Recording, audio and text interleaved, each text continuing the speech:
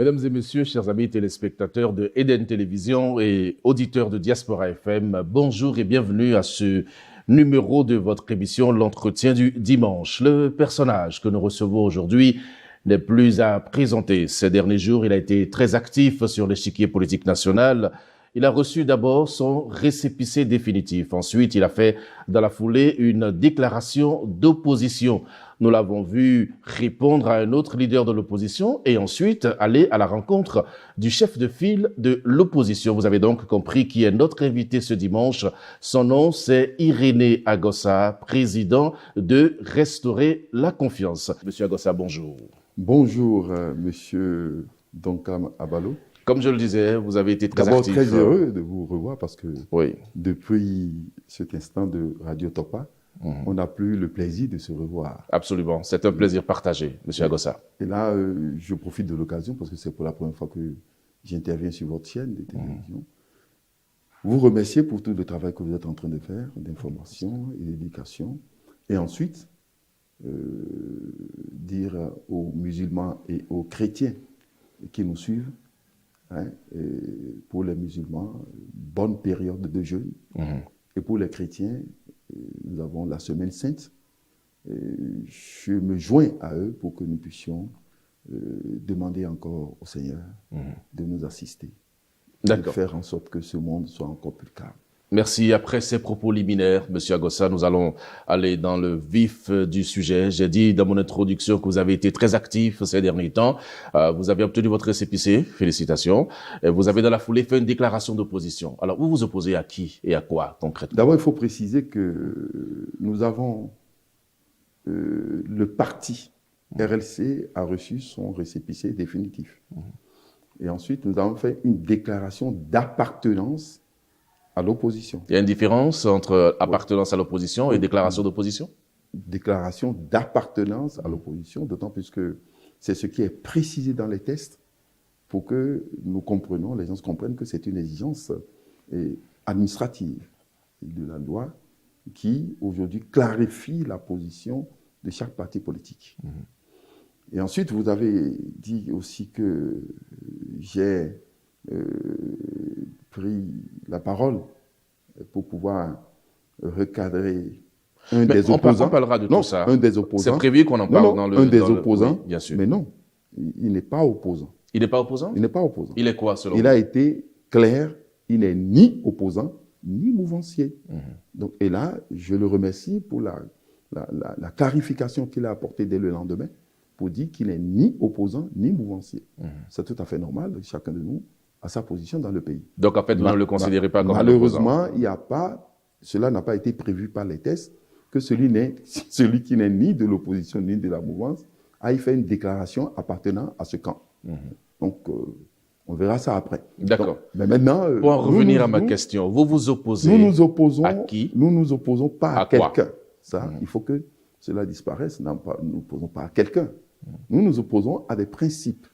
Nous nous opposons aujourd'hui au système au pouvoir qui, en fait, adopte des principes qui ne cadrent pas avec les nôtres.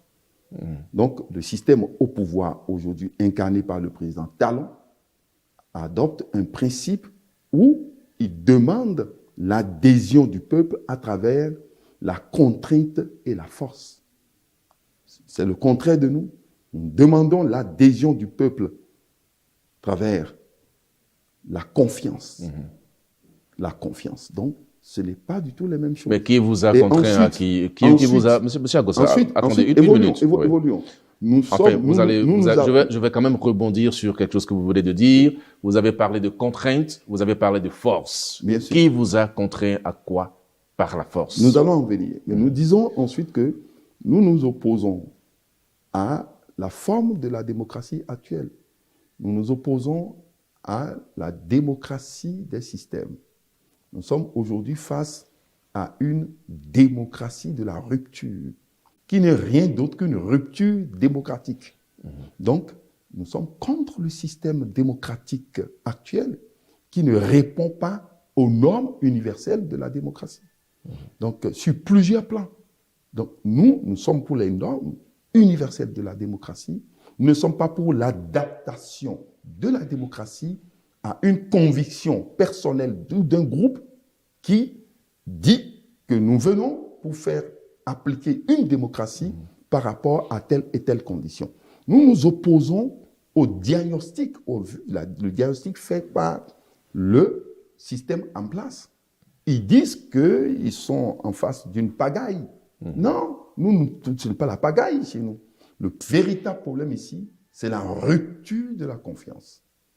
Il y a une rupture de la confiance entre les élus et les électeurs, entre les institutions et le peuple, et bientôt entre les régions et peut-être entre les ethnies. Pourquoi vous dites bientôt? Quels sont les éléments qui vous permettent d'affirmer d'autant plus que cela? Nous sommes dans une régionalisation du concept politique lié à des hommes.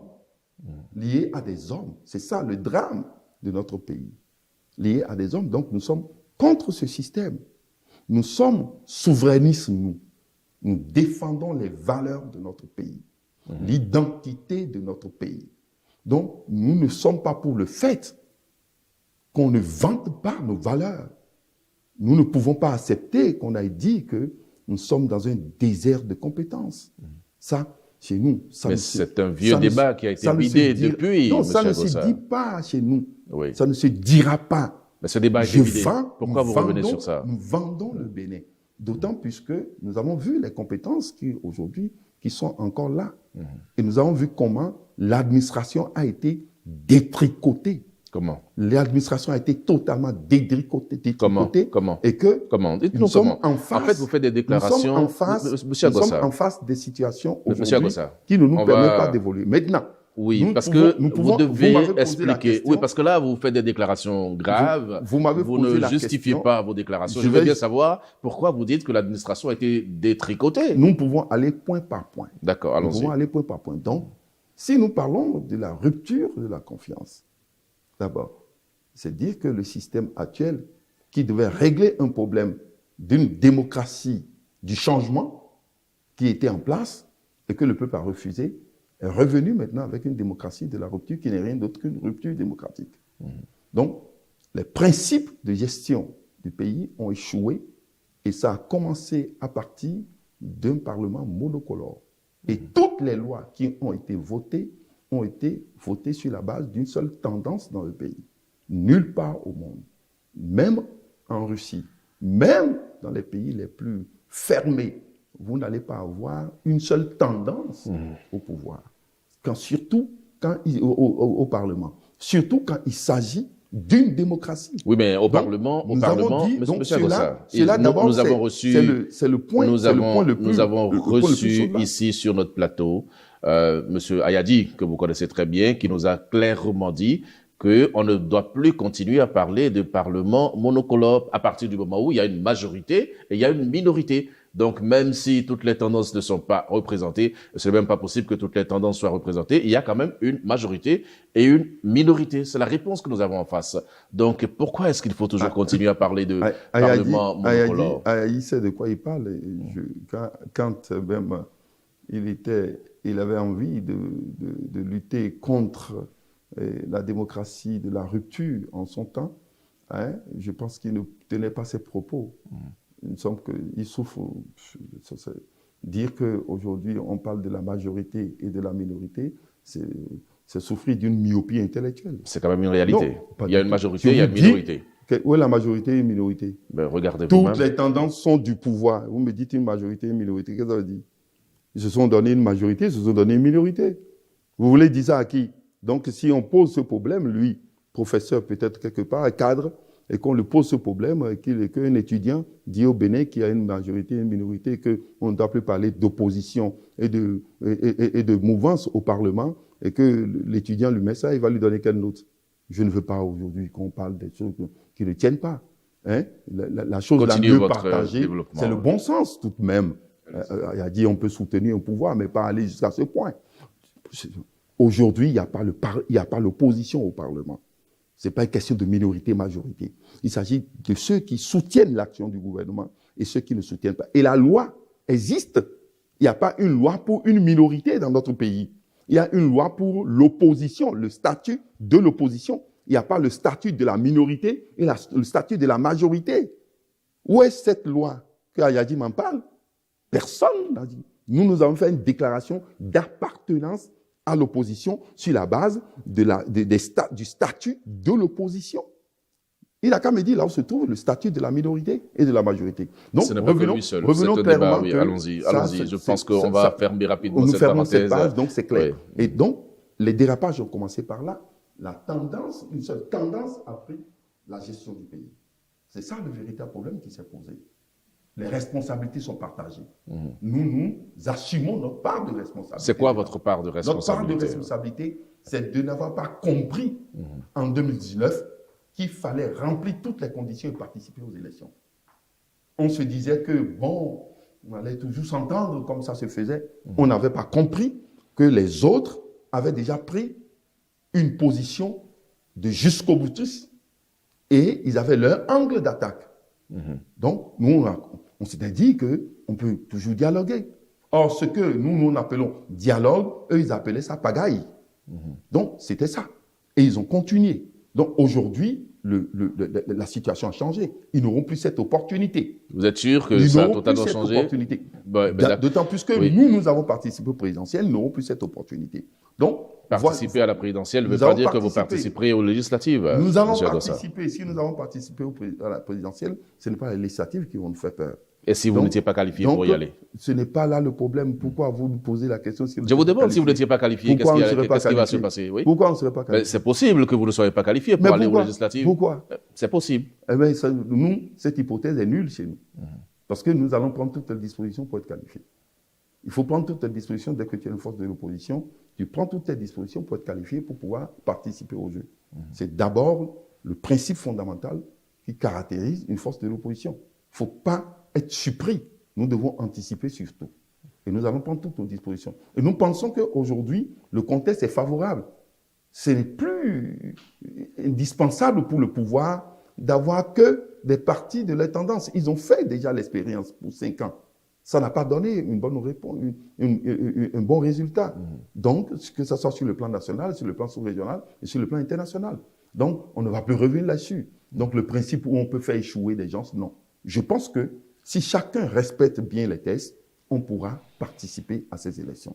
Et nous en sommes sûrs et nous avons confiance à nos institutions. Nous parlerons des élections tout à l'heure, M. Nous allons parler des élections. Oui. Je vous disais que... Vous avez parlé de rupture de confiance. De rupture de confiance. Cette rupture de confiance s'est exprimée un peu partout. La preuve, ceux qui sont élus et qui sont au Parlement ne sont pas en contact avec les populations, ne comprennent pas ce qui se passe avec les populations. Par les lois qu'ils ont votées, la loi sur, par exemple, l'interruption volontaire de la grossesse, allez partout au Bénin.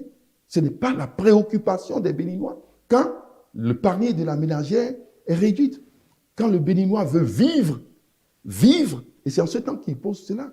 La loi sur l'embauche qu'ils ont eu à faire, qui a créé la précarité dans le pays, qui a montré qu'il y a plus de pauvres et qui a plus appauvri les Béninois. Ils ne savent pas ça. Ils ne savent pas que les Béninois n'ont pas besoin de cette loi. Mais ils l'ont voté. Toutes les lois qu'ils ont votées et qui font aujourd'hui que nous sommes dans une dictature des lois. Nous sommes dans un état de loi et non dans un état de droit. Ils ne savent pas que ces lois ne sont pas utiles pour le développement de notre pays. Mais il n'y a pas de loi inutile, M. Bossa. Est-ce qu'il y a de loi inutile pour un pays? Ce qui fait que aujourd'hui, plus de 80% de Béninois aspirent à ce que le débat démocratique s'instaure au Parlement. D'où tenez-vous de ces statistiques de 80% de Béninois qui veulent ça? En offre, si je vous retire vous-même, permettez-moi, M. Abalo, et que je vous pose la question, vous allez dire, tout de même, il faut qu'il y ait une son de cloche. Mais je vous reçois aujourd'hui, malgré tout. Je vous donne la possibilité de vous exprimer. Je ne vais pas vous poser la question vous-même. Oui. Mais si vous faites le point même des cadres ici, les gens vont vous dire, tout de même, vous parlez en leur nom? On veut, non, je dis, si on pouvait le faire, vous allez voir que tout le monde aujourd'hui, plus de 80%, aujourd'hui, aspire à ce que un autre son de cloche soit au Parlement. Il ne demande pas autrement, mais dans la paix et dans la concorde. que ça ne soit pas une autre son de cloche, pour que ça soit, le Parlement soit un ring, pour qu'on puisse se battre là-bas. Ils veulent un changement. C'est ça l'aspiration de l'homme. L'homme est né libre. Donc, on ne peut pas le coincer à tout moment. C'est cela qui prouve d'ailleurs qu'ils sont déconnectés. Cette aspiration montre qu'ils sont déconnectés. Donc, il y a ce manque de confiance. Le manque de confiance le plus criard aujourd'hui. C'est à quel niveau? C'est à quel niveau? Oui. Dites-moi, c'est à quel niveau? Les maires sont élus. Mais on n'a pas confiance. Ils sont obligés d'aller faire le tirage au sort de leur secrétaire. C'est une réforme. Ça ne traduit pas un manque de confiance. Mais c'est dû à quoi? C'est dû au fait que... Est-ce que ça traduit un manque de confiance? C'est une réforme qui a été acceptée. C'est dû voilà. à quoi? C'est dû à quoi? Vous avez fait quel état des lieux? Une réforme émane de quelque chose. C'est dû à quoi? C'est dû au fait que on n'a plus confiance à la méthode de gestion des maires à travers ceux qu'ils ont là. Et on se dit, si vous nommez, vous aurez des complicités. Mais nous allons maintenant procéder à quoi? À un tirage au sort, on passe un test et les gens viennent, vous venez tirer. C'est une marque de manque de confiance. Et c'est pas fini. Ils vont tirer encore demain ou après-demain quelque chose pour gérer leur... Donc, c'est pour vous dire qu'il y a une déconnexion entre le peuple et la volonté de direction. Et qu'est-ce qui se passe? C'est seulement cette rupture de confiance. Et ça s'aggrave aujourd'hui. C'est là le problème, ça s'aggrave aujourd'hui par ces comportements-là. L'état des lieux que vous faites, M. Agossa, président de Restaurer la confiance, c'est qu'il y a rupture de confiance. Alors, est-ce que vous pensez être la personne idéale pour ramener la confiance? Parce que quand vous faites le diagnostic d'une rupture de confiance, il faut trouver une solution. Quelle est la solution que vous apportez à tout ça? Alors, je reviens d'ailleurs pour vous dire, parce que vous m'avez posé une question tout à l'heure sur le danger de la régionalisation et du communautarisme dans notre pays. Le danger de la régionalisation et du communautarisme, c'est dû au fait qu'il y a une personnalisation des partis politiques. Le fait que vous ayez deux partis où on dit que c'est pour le chef de l'État et qu'on dise qu'être de l'opposition, il faut être d'un ancien chef d'État, Boni Yahi. C'est ça qui va créer les dangers. Et quand je dis qu'il y a un danger de régionalisation, j'ai participé aux élections présidentielles dans ce pays et j'étais incapable d'aller faire campagne dans une partie du pays. Qui vous a interdit d'aller là-bas? On ne pouvait pas parce qu'il n'y avait pas la sécurité des biens et des personnes. Je ne pouvais pas y aller. Le chef de l'État même n'a pas pu. Sortant, candidat. Dû à quoi? Dû à l'appartenance de cette région à un ancien chef d'État. Et c'est ça le danger. Quand les partis sont liés à des hommes et non à des visions. Vous n'avez pas répondu à ma question. Voilà le danger vers lequel nous sommes. Nous allons revenir et nous avons dit qu'il faut finir question. En mettant en place un parti qui incarne une vision et qui s'oppose à des démarches claires et non à un homme. Est-ce que vous avez les aptitudes aujourd'hui pour restaurer la confiance? En venant bien sûr sur si nous avons la capacité de restaurer la confiance. Est-ce que c'est l'homme? C'est nos propositions par rapport aux besoins du peuple. Mais il n'y a pas de proposition sans hommes, ce sont les hommes qui font les propositions. Oui, dès que vous faites une proposition qui cadre avec le besoin du peuple et que vous incarnez ces propositions, le peuple vous choisit. On n'a pas besoin de dire qui est mieux habillé que qui. Et quelles sont vos propositions? On n'a pas besoin qui a telle taille, qui est de telle région. Mais nous avons une série de propositions qui, en fait, permettent, bien sûr, aux populations de faire un chois. C'est votre projet politique en même temps, c'est ça? C'est notre projet. Et c'est ce que nous allons proposer au peuple. Parlons-en. Et nous avons dit depuis qu'il faut une transition pour ramener ce pays dans l'ordre. Et ça n'a pas échappé. Le Parlement prochain est un Parlement de transition. On l'a déjà dit. Que vous veillez ou pas, nous sommes tenus d'observer une pause et d'aller à une transition. Et c'est ça que nous voyons aujourd'hui. Donc, à travers cette transition, il faut rétablir la confiance entre le peuple et ses institutions, d'une part, et entre le peuple et ses élus. C'est ordonné. C'est pour ça que l'une des réformes capitales pour nous, sur le plan institutionnel, sur le plan politique et organisationnel, c'est le nouveau contrat républicain. C'est-à-dire? Dans ce nouveau contrat républicain, c'est-à-dire faire voter une loi référendaire et aboutir, bien sûr, à une constitution au sein de laquelle il y aura un point cardinal. Ne jamais toucher à une virgule de notre constitution sans aller à un référendum. C'est rien de nouveau? Ça existe déjà? Non, ça n'existe pas.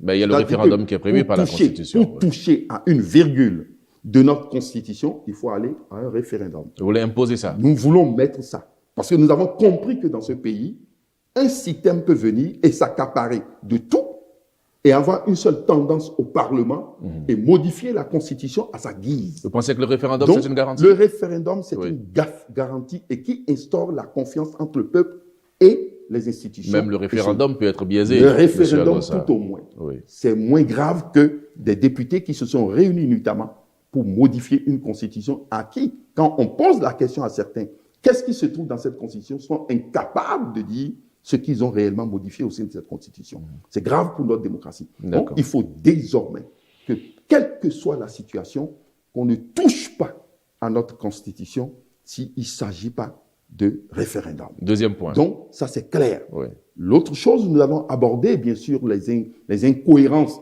qui ont été introduites dans la Constitution. Il faut les modifier, mais nous, notre aspiration, c'est ça. Deuxième point, c'est qu'il faut aller rapidement à une loi d'amnistie générale. Et le Parlement doit débattre de ce que c'est que le prisonnier politique. Parce qu'il y a une confusion. On parle aujourd'hui, ceux qui sont au pouvoir disent qu'il n'y a pas de prisonniers politiques chez nous. On dit exilés politiques, ils disent qu'il n'en a pas. Donc, il faut que nous sachions ce qu'on appelle prisonniers politiques et exilés politiques. Et ceux qui remplissent ces conditions doivent être libres de leur mouvement. Même si au pays. Même si certains ont maille à partir avec la justice. Je vous dis, nous allons définir cela au Parlement. Et quand vous remplissez les conditions, vous rentrez.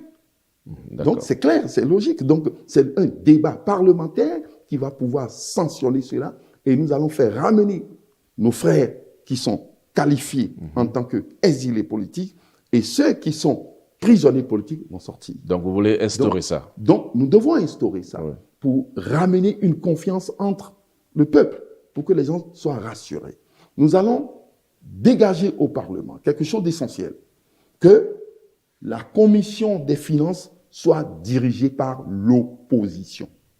C'est une dictature, ça? Non, la commission des finances, la commission des finances soit dirigée par l'opposition. Sur quelle base vous pouvez décréter ça? Nous demandons, c'est le dialogue. Oui. C'est pour instaurer une confiance. Est-ce que vous savez, dans une grande démocratie comme celle de la France, aujourd'hui, que la commission des finances est gérée toujours par le camp de l'opposition?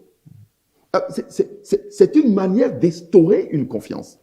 La majorité peut être du camp présidentiel, mais on demande simplement que cette commission soit gérée par l'opposition, de manière à faire vivre, bien sûr, le contrôle parlementaire. Est-ce que ce n'est pas aussi un niveau de blocage? Est-ce que ce n'est pas aussi un niveau de blocage? Parce que l'opposition ne donnera certainement pas les moyens à la mouvance de faire son travail. Non, ce n'est pas parce que vous avez le président de la commission qui est de l'opposition et qu'il y aura de blocage. Si la majorité de la commission est du pouvoir, il n'y aura pas de blocage. Pas du tout. Pas du tout. Donc, il y aura un principe qui va permettre le contrôle parlementaire, surtout au niveau de la vision économique du pays.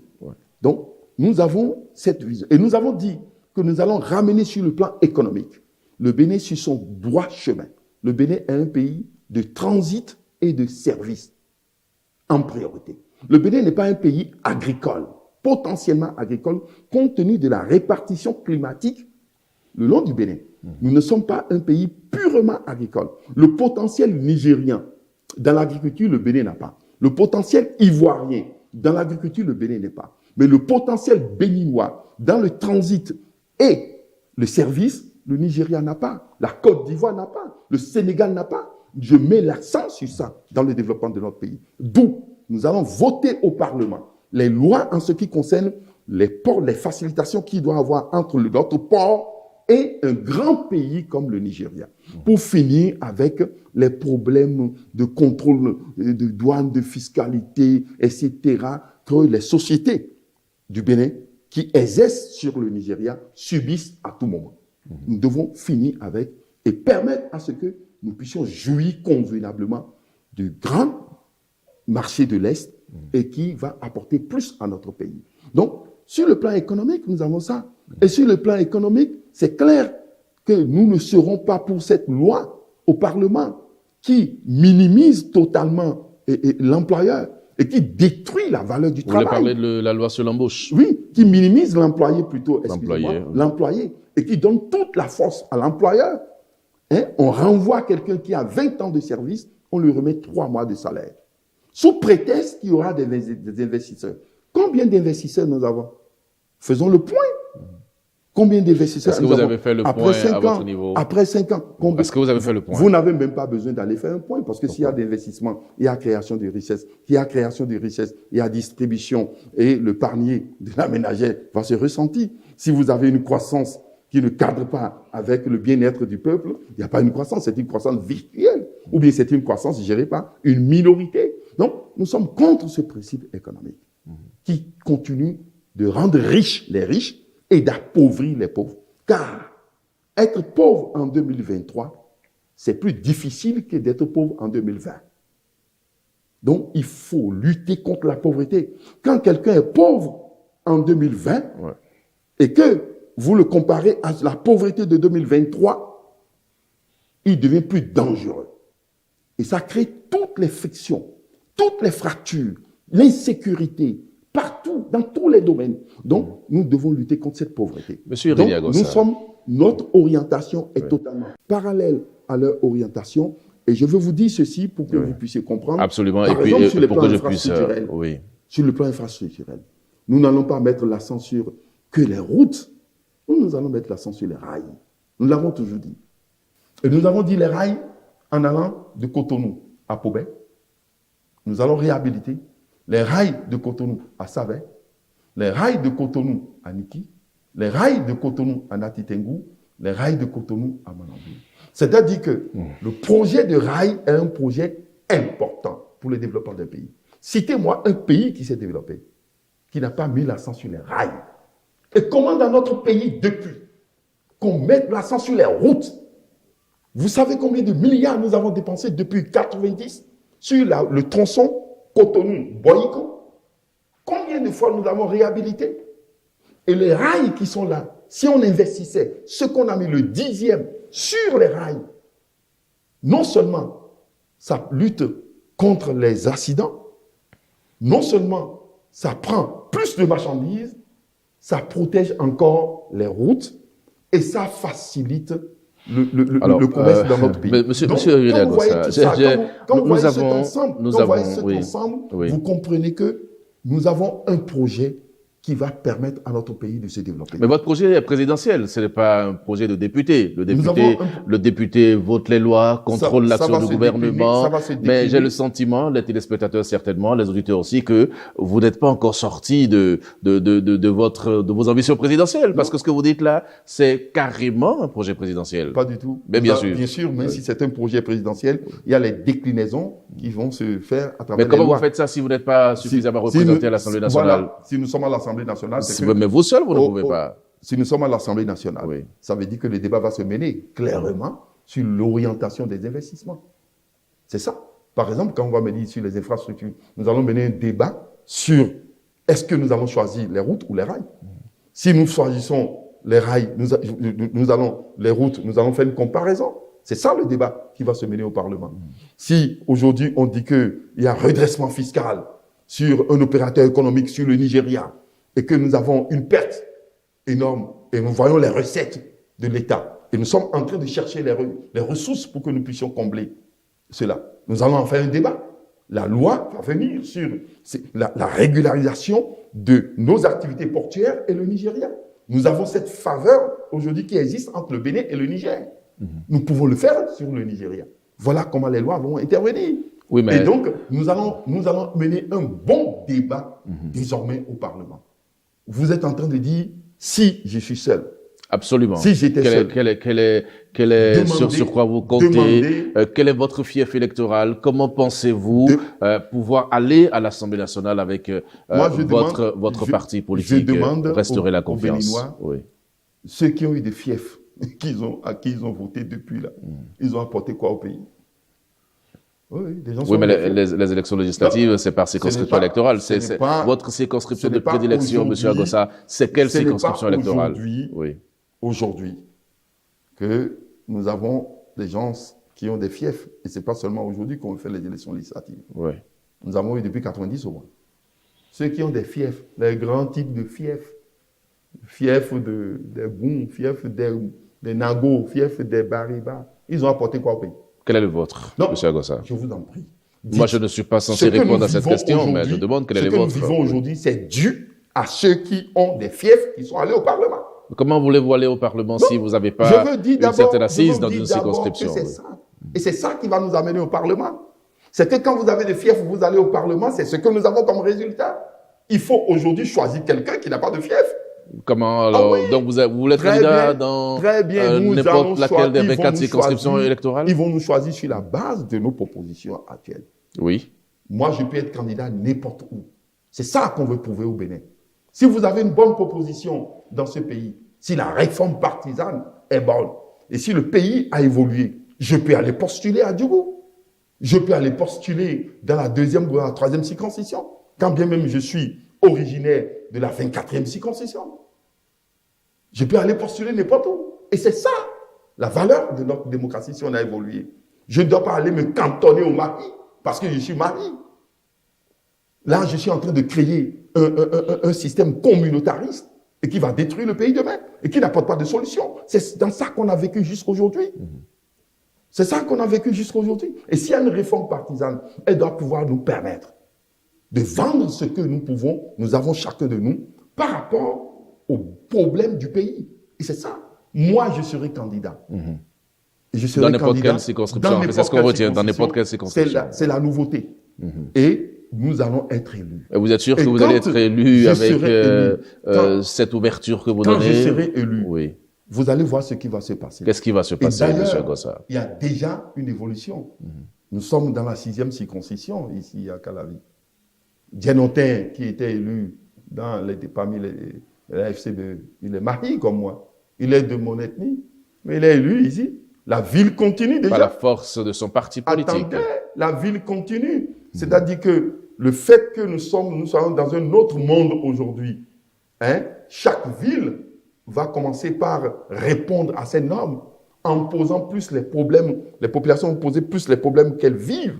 C'est ça le problème désormais. Nous avons quitté déjà le camp des Akpeti, des Aromandegbe et autres, où il fallait être originaire de tel, etc., des Humbedi, des Amoussou. Ce temps va être révolu dans très peu de temps. D'autant plus que Calavi aujourd'hui est devenue une ville à statut particulier. Vous allez voir ainsi de suite. Parce qu'on se marie entre nous. Et la modernisation fait qu'aujourd'hui, on ne peut plus parler d'être originaire de tel ou tel. Le véritable baromètre de choix aujourd'hui, c'est la proposition faite par rapport aux problèmes des populations, par rapport aux besoins. Monsieur René Agossa, président de Restaurer la confiance, on vous a suivi dans votre développement, mais est-ce que vous n'avez pas le sentiment d'être seul dans cette opposition? Pourquoi est-ce que vous ne parlez pas d'une même voix avec les autres partis de l'opposition? Nous ne sommes pas seuls. Les autres partis de l'opposition existent. Oui, mais là, tout ce que vous avez défini comme projet et tout ça... Les démocrates, c'est un parti de l'opposition. Oui. Quels sont vos rapports avec les autres partis de l'opposition? La FCBE, c'est un parti de l'opposition. Restaurer l'espoir, c'est un parti de l'opposition. Il y a bien d'autres aussi partis de l'opposition. Vous avez un cadre de concertation des partis de l'opposition? l'opposition? Nous n'avons pas encore un cadre de concertation de l'opposition. Nous sommes en train d'œuvrer pour ça, d'ailleurs. Mais on vous a vu cette semaine aller rencontrer le chef de file de l'opposition. Vous le reconnaissez comme tel, chef de file de l'opposition? Mais la loi reconnaît qu'il est le chef de file de l'opposition. Oui. Moi, je respecte. Et donc, qu'est-ce que vous vous êtes dit concrètement? Donc, on a discuté des problèmes du pays, surtout la liste électorale actuelle et les problèmes de souveraineté du pays, les attaques terroristes. Et nous avons parlé de la cherté de la vie, des propositions faites par le gouvernement, etc. On a échangé sur beaucoup de points.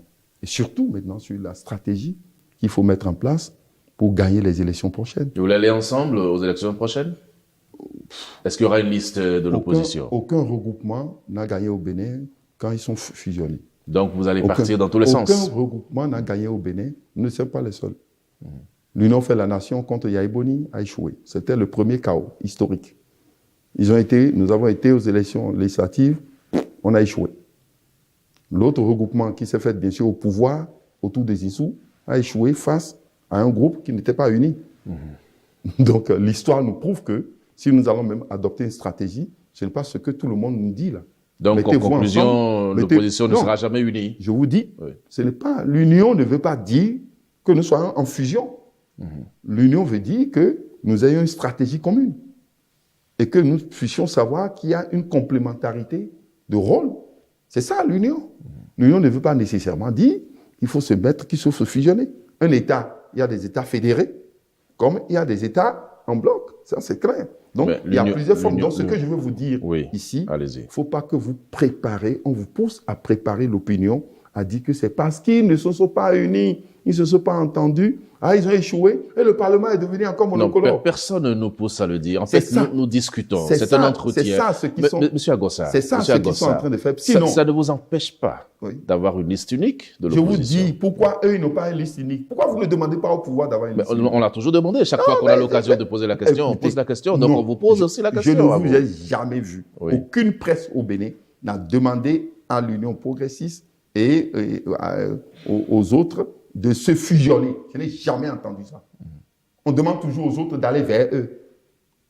Mais alors, laissez-nous. Eux, ils sont deux. Pourquoi vous demandez que nous, ils sont deux? Il y a UP et BR Oui. là-bas. Même si vous n'accusez pas ça, si cela ne gêne pas, pourquoi vous demandez obligatoirement que nous, on ait une liste unique? Non, On ne soyons vous le sérieux. demande pas, on vous pose Ça des veut dire questions. que C'est à vous de répondre aux c'est questions une que nous vous question de posons et de nous stratégie. convaincre de votre stratégie. Ça prouve même que ce n'est pas une liste unique qui fait gagner au Bénin. C'est ça, puisque eux, au moins, ils ont deux blocs.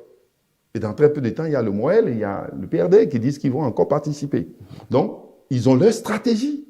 Ils sont en train de développer une stratégie. Il ne faut pas qu'ils prédisposent les consciences à une stratégie qui doit s'imposer à l'opposition. Non, nous allons dégager notre stratégie. Et cette stratégie va tenir compte des réalités de notre pays. Et l'une des réalités, c'est clair, que vous soyez au pouvoir ou dans l'opposition, si vous vous fusionnez dans un grand groupe, on trouve les moyens de vous saccager. Vous n'allez jamais gagner. En tout cas, l'histoire nous a prouvé qu'on n'a pas gagné jusqu'à aujourd'hui. D'accord. Donc, nous allons tenir compte de ça. Donc, nous allons tenir compte de ça dans notre stratégie. Donc, ça veut dire que nous nous entendons, bien sûr, pour mettre en place un cadre stratégique pouvant permettre à ce que nous gagnions les élections prochaines. Parce que nous avons un terrain favorable, je vous ai dit tantôt, qui n'a que 20% qui optent pour le fait qu'il y ait un Parlement monocolore. Je vous ai dit que vous n'avez pas les éléments statistiques qui Nous nous avons permettent les éléments d'affirmer ça. Nous avons travaillé sur la base des 3% qu'ils nous ont donnés pour les élections présidentielles. Ils vous ont donné. Oui. Donc, vous pensez que vous avez eu plus que 3% aux élections, dans tous les cas, à l'élection tout présidentielle, le M. monde Agossa? dit ça, c'est ce qu'ils disent que je vous dis. Non, mais vous avez eu 3%. Vous allez certainement poser la question tout à l'heure. Si vous disent que nous avons été préparés par talent, pourquoi vous êtes gêné quand je vous dis qu'on nous a donné? Si on ne nous a pas donné, donc ce n'est pas talent qui nous a préparés. Vous avez compris? Non, je n'ai pas compris. Donc, Je ne sais pas si les que les téléspectateurs ont compris, téléspectateurs mais comprennent. je n'ai rien compris de ce que vous voulez dire. Quand je dis qu'on nous a donné, on dit non. On ne vous a pas donné. C'est ce que vous pourquoi valez. on vous a donné? C'est ce que vous valez. Ça veut dire que c'est ça. Bon. Alors, Donc, ça veut dire que c'est possible qu'on vous donne également pour les très bien. législatives, c'est si ça? on ne peut pas nous donner dans Oui. un processus pareil, donc on ne peut pas nous créer pour qu'on vienne valider une loi et le président Talon. Mais c'est ce que vous avez fait. Vous Non. avez validé le président Talon. Très bien. En participant à l'élection présidentielle. Ceux qui l'ont dit. Vous avez validé l'élection, la réélection du très président bien. Talon. Ceux qui l'ont dit là, ils sont en train de revaloriser, revalider encore le président Talon. Mes camarades des démocrates, pourquoi ils vont aux élections? Talon a quitté le pouvoir. C'est eux qui l'ont dit. Le président Talon. Mais c'est vous qui avez tiré, Attendez. vous avez tiré une conclusion tout à l'heure en Attendez. disant, M. Agossa, Oui. que l'erreur commise en 2019, c'est de n'avoir pas tout fait pour participer. Absolument. Donc vous ne pouvez pas reprocher aujourd'hui aux démocrates de décider d'aller aux élections. Mais nous leur reprochons de boycotter les élections et d'avoir dit ce que vous avez dit. Oui, mais Pourquoi? maintenant, ils y vont. Qui est inconstant? C'est nous. C'est eux qui ne sont pas réalistes et qui ont laissé le président Talon se fortifier encore. Ils ont poussé les camarades en prison. Ils ont poussé les camarades en exil et fini par accepter ce que nous avons dit. C'est ça. Parce qu'ils vont aux élections pourquoi? Pour faire quoi? Parce qu'il s'agit d'eux-mêmes maintenant. Rikia est déjà libre. Dame Rikia est déjà libre. Ils l'ont fait sortir parce qu'il s'agit de Rikia seul. Mais quand il s'agit d'eux, quand il s'agit d'Éric Rouleté, quand il s'agit de tel, lui veut être député. C'est l'orgueil. Vous ouvrez... Non, M. Agossa, nous poussons d'ailleurs à un débat entre nous. Justement, je pose les problèmes. Je pose des problèmes pour que vous puissiez comprendre. Nous n'avons pas M. Rouleté sur le plateau, donc nous n'allons pas le tenser comme vous le faites. On va voir avec lui. Nous avons d'ailleurs déjà pris des attaches pour un entretien. Demandez-leur pourquoi ils vont aux élections maintenant. Mais d'accord, ça va être fait. Demandez-leur. Là, vous ouvrez. Nous n'avons pas, si ils avaient qualifié, c'est eux qui ont lancé dans le pays pour dire que nous sommes créés par Talon, nous avons validé Talon. Et qu'est-ce qu'eux ils veulent faire maintenant à travers les élections législatives? Ils veulent valider leur orgueil et leur méchanceté. Vous y allez un peu très fort. Ils veulent valider leur méchanceté et leur orgueil. Ensuite, ils veulent détruire le pays en faisant du Parlement un siège de règlement de compte. J'espère que vos propos me donneront la possibilité d'avoir le président Éric Rouleté sur le plateau. Je fais d'abord l'offre en direct sur cette émission. À ce qu'ils viennent expliquer. Et nous serons très heureux. Nous serons très heureux que le président Éric se plante devant nous pour que nous puissions défendre les raisons pour lesquelles vos propos sur l'élection présidentielle nous permet d'ouvrir une brèche, M. Agossa. Permettez-moi de m'engouffrer dans cette brèche que vous-même vous avez ouverte. Je ne sais pas si vous avez tiré les conclusions déjà de votre participation à l'élection présidentielle, mais les Béninois se posent la question de savoir où est passé M. Corwey, votre colistier. On n'en parle plus, nous. Pourquoi on va en parler? Nous sommes dans un parti politique, il est libre. Nous avons créé. Nous avons créé notre. En quoi? Vous étiez allés ensemble? Mais ça ne veut rien dire. C'était pour un autre objectif. Nous avons créé un parti. Il a décidé de ne pas être dedans. Nous, on l'a oublié. Et le parti actuel, ça nous a permis de faire une grande qualification. Mais alors, ceux qui pensaient comme les autres pour dire que c'était Talon qui les a créés, etc., ils ont eu la porte ouverte, ils sont partis.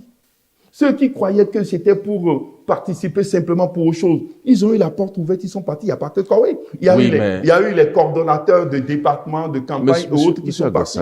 Donc, ceux-là, nous avons fermé cette page depuis. Mais comment avez-vous pu aller à des élections, à une élection présidentielle, avec un colistier qui, après quelques mois, n'est plus important pour vous? Alors, si vous aviez eu un suffrage abondant des Béninois, vous auriez réagi de la même façon? Demandez-lui. C'est lui. Moi, je suis toujours dans la lutte. C'est lui qui a déclaré qu'il s'agit d'un mariage du XVIe siècle. Il faut lui dire que si on gagnait, si le mariage serait du XXIe siècle.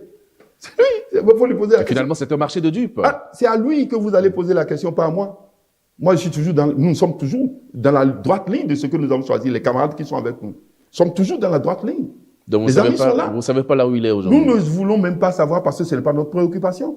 Où est notre problème? Il est libre et nous sommes dans un pays libre. Il a fait un choix que nous respectons d'ailleurs. S'il ne veut pas, on ne va pas le contraindre. Mais tout le Bénin a compris d'ailleurs qu'on ne l'a pas renvoyé. Il a fait librement son choix, que nous respectons. Parce que nous sommes des démocrates. Nous respectons, donc il n'y a aucun problème. Ce que nous disons dans ce débat, c'est, je reviens sur les 3% qui nous ont permis de faire les études statistiques. C'est clair, parce que nous avons eu ça pour les élections. Et quand nous avons eu ça, nous avons réparti nos potentialités par commune. Et nous avons créé le parti.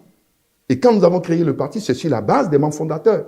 Ça nous a permis de faire un travail statistique cohérent, voyant à peu près dans quelle progression nous sommes.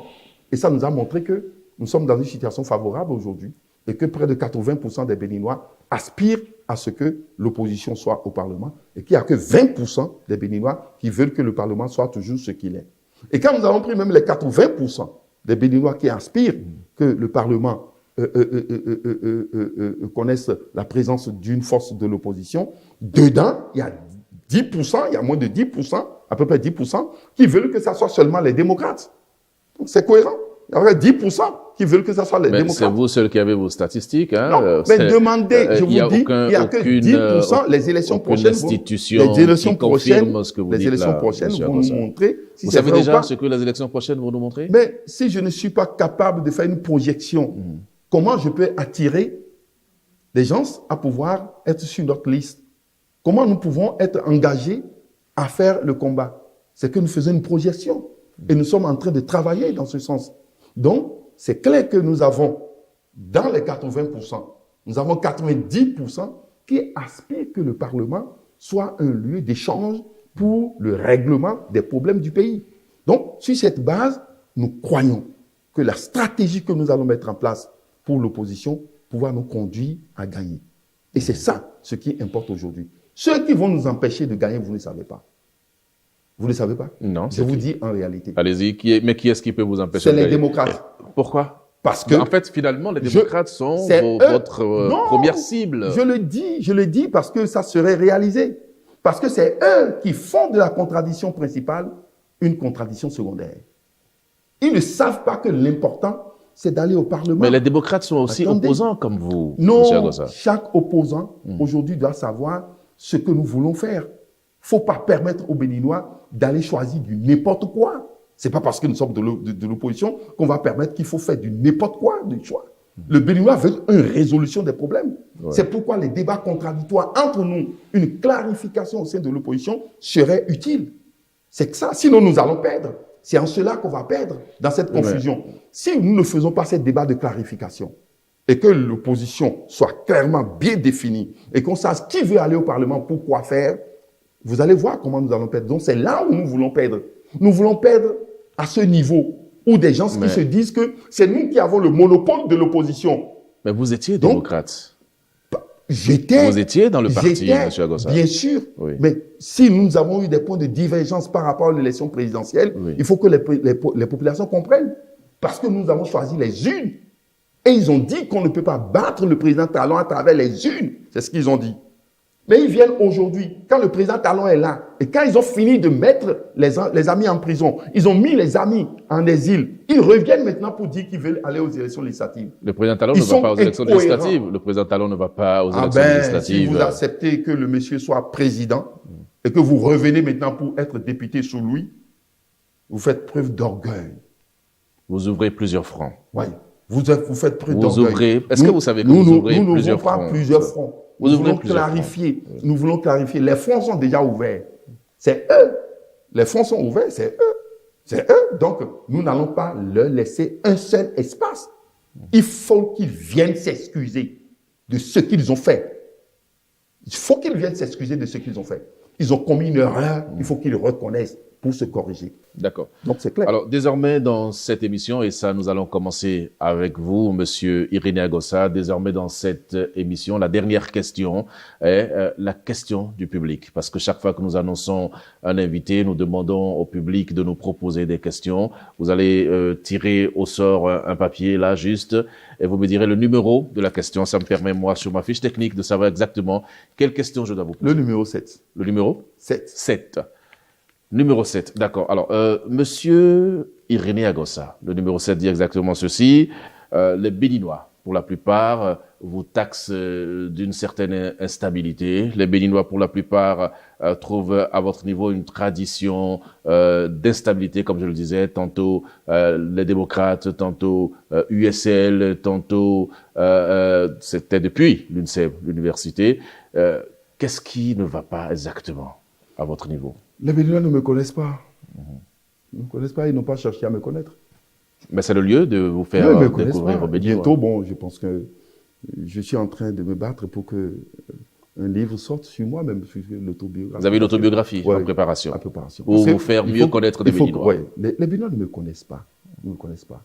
Ils n'ont jamais cherché à me connaître. Mais est-ce que vous-même, vous n'avez pas... Ce qui les surprend toujours, c'est que je les surprends toujours. Ce qui les surprend, c'est que je les surprends toujours. Vous êtes sûr de vous? Oui, c'est sûr. Parce que, évidemment, ils se disent, parrainage, qui peut avoir. Je dis ça, je disais ça depuis. Moi, je disais depuis que je suis candidat. Je dis depuis. Et puis, vous avez pu avoir le parrainage. Depuis. Ils se demandent aussi comment vous avez eu la caution, comment vous avez eu l'argent pour payer la caution. Tout ça, c'est ça. Oui. Ils sont surpris parce que je les surprends. C'est ça. Et vous allez continuer à les surprendre? Je vais continuer à les surprendre.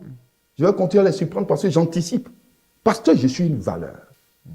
Ils étaient tous sûrs qu'on allait m'arrêter après ma gestion à la Sonacop. Et voilà. Ils ne me connaissent pas. Mais je suis là. Est-ce qu'ils me connaissent? Dites-vous, allez sonder les gens. Ils vont dire, il a géré à la Sonacop, on va l'arrêter. Bien sûr. On m'a arrêté.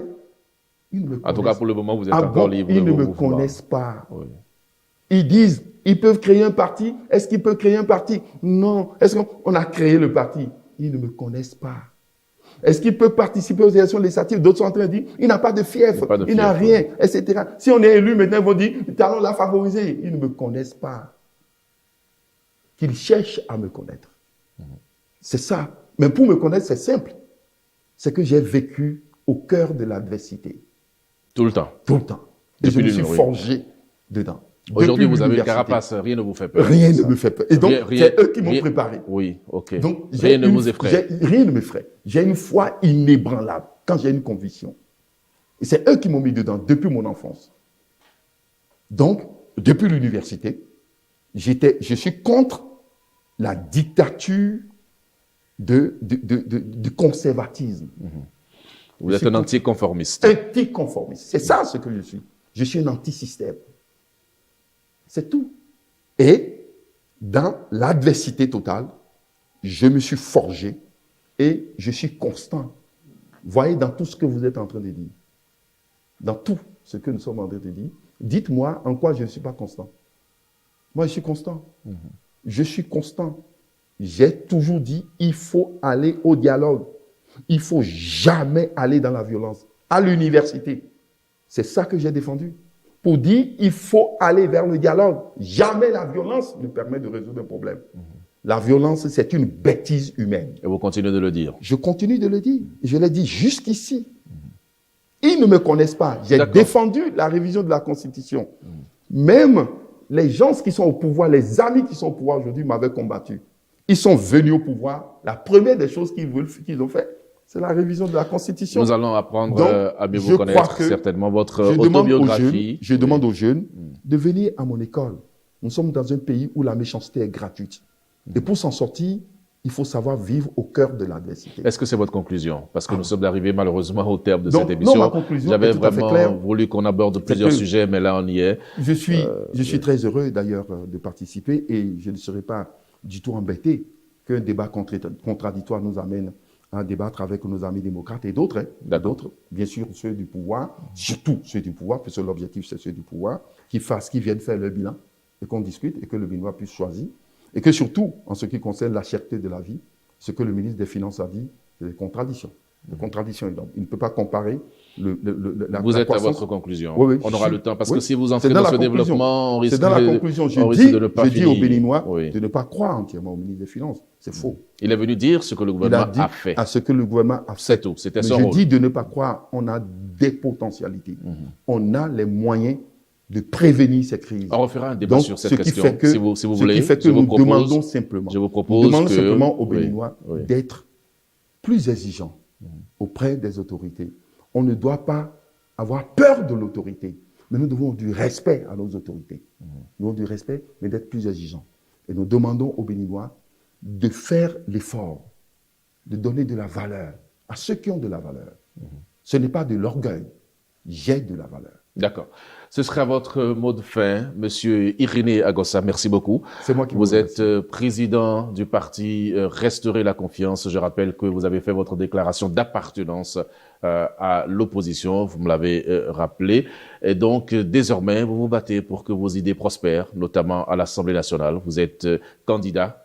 Ça, on le dit clairement, on le retient clairement. Vous aspirez à aller refaire l'Assemblée nationale à votre goût, à ramener le débat parlementaire à l'Assemblée. Nous vous souhaitons bonne chance. Nous serons là pour faire le point le moment venu. Chers amis téléspectateurs de Eden Télévision, auditeurs de Diaspora FM, merci pour l'écoute. Rendez-vous dimanche prochain sur ce même plateau avec un autre invité, toujours pour l'entretien du dimanche.